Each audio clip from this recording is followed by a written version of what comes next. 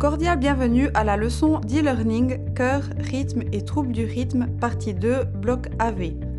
Tout d'abord, la nomenclature doit être claire. AV signifie atrioventriculaire, ce qui, dans le contexte des blocs AV, désigne les troubles de la conduction entre la stimulation des oreillettes et des ventricules. Lors de l'analyse des troubles de la conduction atrioventriculaire à l'ECG, l'évaluation de l'intervalle PQ est décisive. La fourchette de référence pour l'intervalle PQ chez l'adulte se situe entre 120 et 200 millisecondes.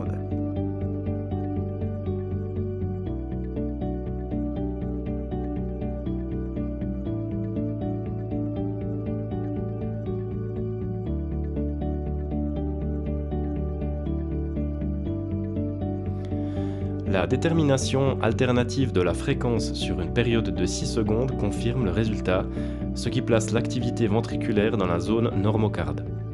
Les sites typiques des blocages de type 2 se situent en dessous du nœud AV, dont environ 30% se trouvent dans le faisceau de His et 70% dans les voies de conduction ventriculaire.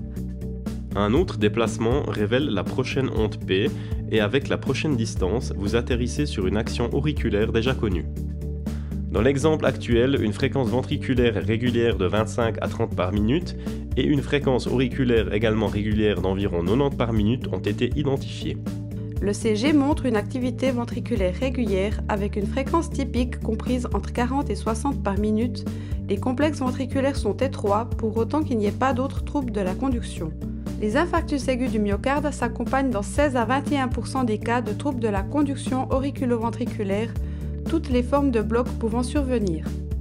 Les occlusions de l'artère coronaire droite entraînent typiquement des blocs au niveau du nœud AV. Les blocs AV du second degré de type 2, également appelés Mobitz 2, se distinguent des blocs de type 1 par des intervalles PQ constants. Comme on peut le voir dans l'exemple, l'intervalle RR se raccourcit de la valeur dont l'incrément s'est également raccourci. Si l'on soustrait cette somme d'incrément du double de l'intervalle PP, on obtient avec la valeur 1320 millisecondes exactement la valeur de l'intervalle RR au-dessus du blocage. Le critère de l'intervalle RR au-dessus du bloc peut cependant être à nouveau examiné. Celui-ci doit être de deux intervalles PP moins la somme de tous les incréments. Regardez par exemple ce rythme. Il s'agit d'un bloc AV du deuxième degré de type 2 à 1.